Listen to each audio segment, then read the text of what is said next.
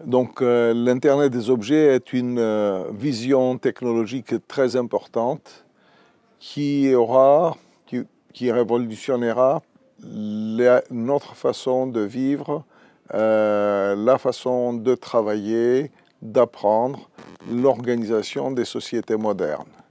La vision est d'utiliser les technologies d'Internet pour pouvoir faire communiquer des systèmes embarqués dans des appareils divers et variés, par exemple des appareils électroménagers, des voitures, des avions, des appareils que nous avons dans les usines ou dans les bureaux.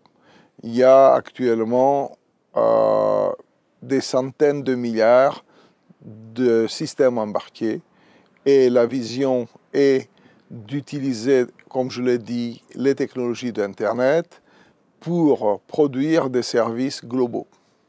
Juste pour vous donner quelques exemples, on pourra utiliser l'Internet des objets pour la distribution automatique d'énergie, ce qui est un problème très important aujourd'hui.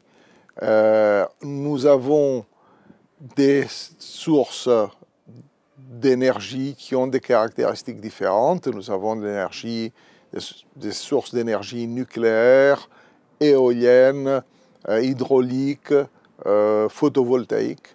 Et pour pouvoir donc utiliser ces ressources de façon optimale, on va utiliser l'intelligence de l'Internet des objets. Une autre application, c'est pour le transport intelligent.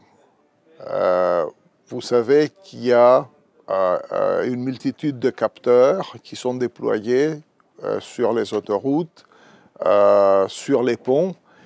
Et donc, grâce à l'Internet des objets, on pourra collectionner toutes ces informations, les analyser et donner des instructions pour, par exemple, rediriger le trafic ou s'il y a des problèmes météorologiques. La liste des applications est interminable, je vais m'arrêter là.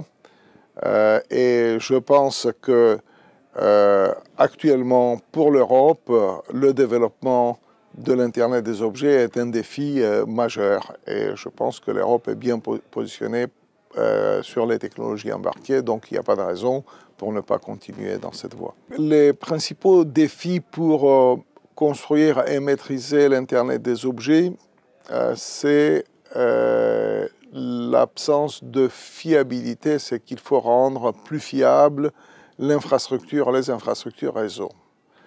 Un défi, bien sûr, c'est qu'il faut homogénéiser les différents types de réseaux.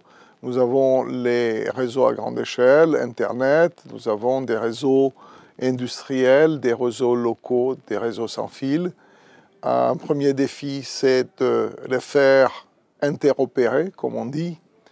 Et le deuxième défi, c'est qu'il faut accroître la fiabilité de ces réseaux, leur sécurité, leur sûreté. Et actuellement, les infrastructures disponibles ne satisfont pas à des exigences de sécurité. On sait très bien que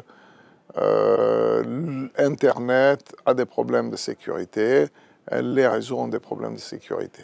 Donc pour moi, c'est le défi principal, faire interopérer les différents types de réseaux et augmenter leur sécurité, leur sûreté, leur fiabilité.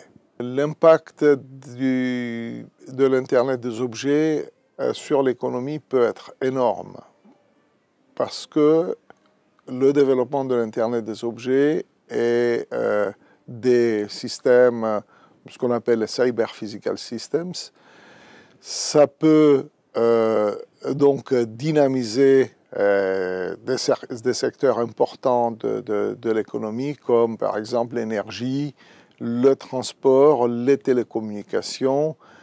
Ça peut aussi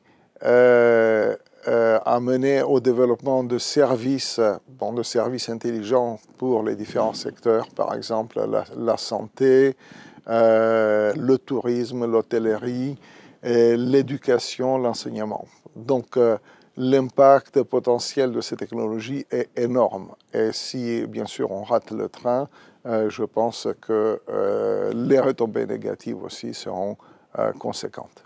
Grenoble est un pôle unique parce qu'il réunit des compétences aussi bien en matériel qu'en logiciel. Et l'Internet des objets se situe exactement à la convergence des technologies logicielles et matérielles. Pourquoi? Parce que il faut pouvoir maîtriser les deux technologies pour construire des systèmes qui répondent à des exigences de fiabilité, de sécurité, de sûreté. Et je pense que Grenoble est très très bien positionné, est un pôle unique de ce point de vue.